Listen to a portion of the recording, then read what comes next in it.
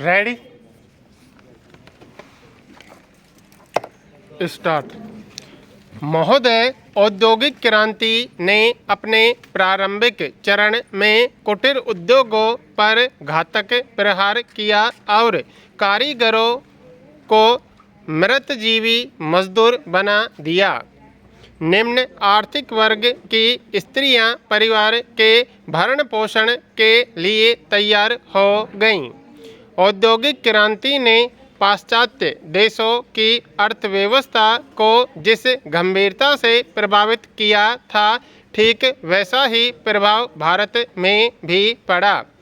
औद्योगिकरण से पाश्चात्य अर्थव्यवस्था में बड़ा अद्भुत परिवर्तन हुआ था। वहाँ की स्त्रियां अधिकाधिक रूप में कारखानों और मिलों में काम करने लगीं। फलतः जो वस्तुएं वे स्वयं घर पर निर्मित कर लेती थी, उन्हें मिलों और कारखानों से खरीदा जाने लगा।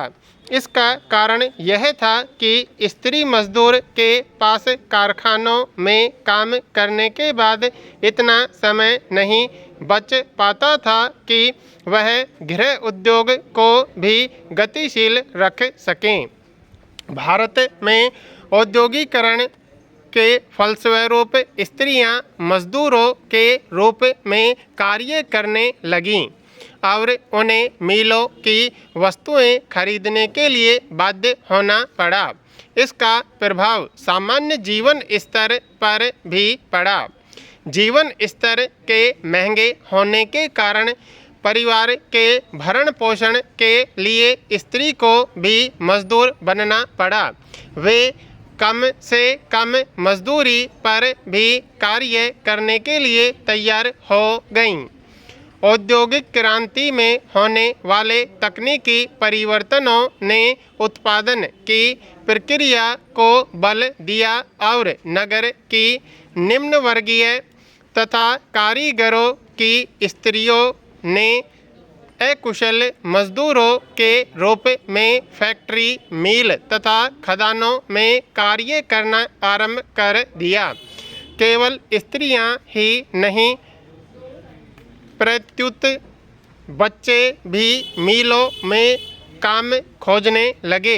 उद्योगपतियों के लिए यह बहुत लाभकर अवसर था।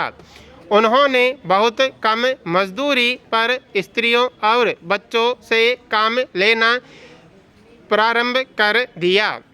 स्त्रियों और बच्चों को मिलों और कारखानों में कार्य करने की आवश्यकता इसलिए हुई कि मात्र घर के मुखिए की मजदूरी से जीवन यापन कठिन हो गया था। पुरुष और स्त्री श्रमिकों की मजदूरी में पर्याप्त अंतर था।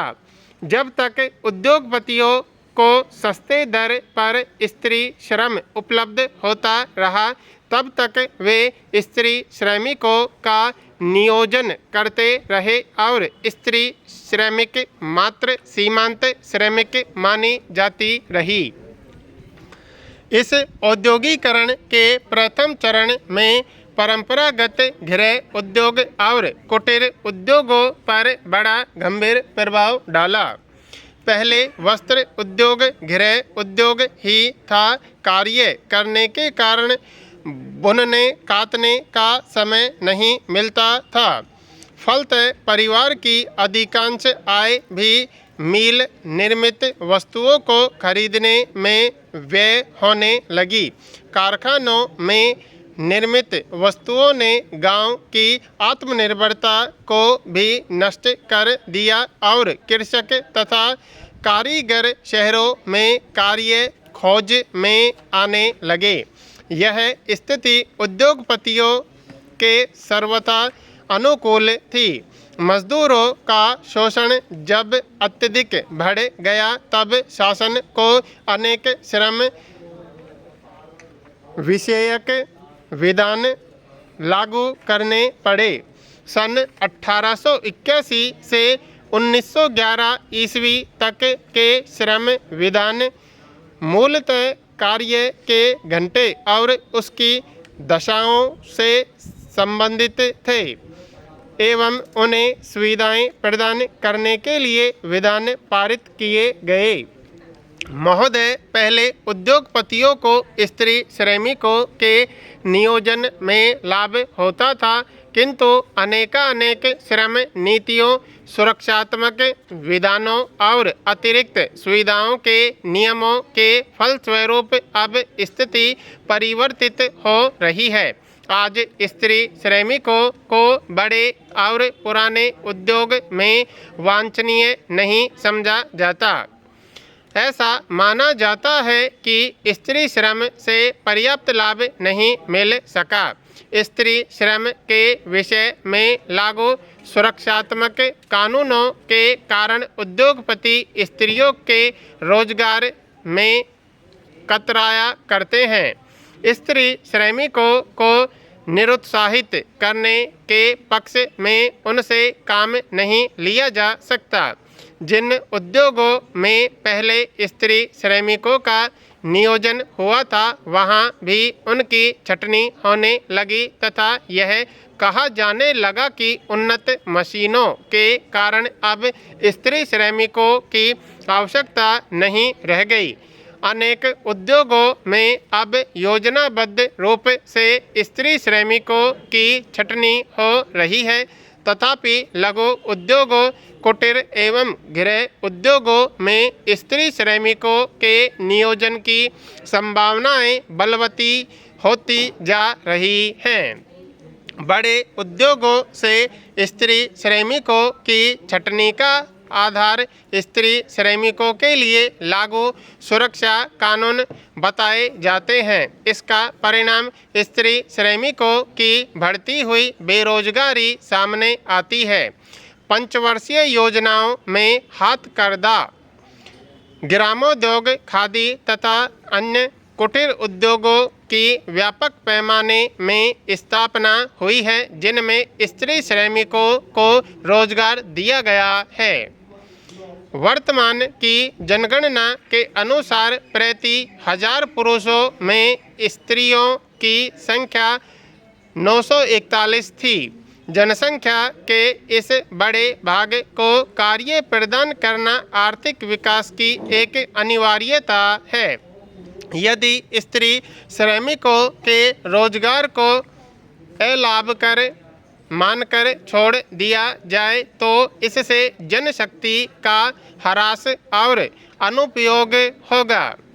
श्रमिक स्त्री का राष्ट्रीय उत्पादन में एक महत्वपूर्ण स्थान है तथा उनके समुचित उपयोग के लिए रोजगार सुविधाओं का विस्तार करना अत्यावश्यक है। यहाँ स्त्री श्रमिकों से संबंधित अन्य समस्याओं की ओर उंगली निर्देश करना भी अनुचित न होगा। प्राय स्त्री श्रमिक भारतीय समाज के निम्न वर्ग से संबंधित हैं तथा वे अशिक्षा और पूरी तरह गरीबी में डूबी हुई हैं। उनके जीवन स्तर को बहुत कठिनाई से ही मानवीय कहा जा सकता है। प्राय स्त्री श्रमिकों का जीवन अधर्मान्वीय दिशाओं से व्याप्त है और जब तक इनका सामाजिक एवं आर्थिक उन्नयन नहीं होगा तब तक राष्ट्र का समग्रतः विकास संभव नहीं हो सकेगा। यद्यपि स्त्री को पुरुष श्रमिकों से हीन समझा जाता है, किंतु व्यवहारतः स्त्री श्रमिकों को पुरुष श्रमिकों से हीन नहीं समझना चाहिए। ऐसी दशा में ग्रामीण क्षेत्र में कृषि तथा अन्य ग्रामोद्योग में कार्यरत स्त्री श्रमिकों के उन्नयन के प्रयास आवश्यक हैं। इसके साथ ही औद्योगिक संस्थानों में कार्यरत स्त्री श्रमिकों को समुचित प्रशिक्षण प्रदान करने से उनकी उत्पादन क्षमता में अनिवार्य रूप से वृद्धि हो सकती है।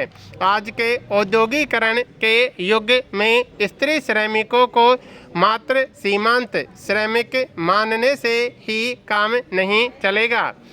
राष्ट्रीय श्रम के पूर्ण विनियोजन की दृष्टि से स्त्री श्रमिकों के संबंध में पुनर्विचार आवश्यक है।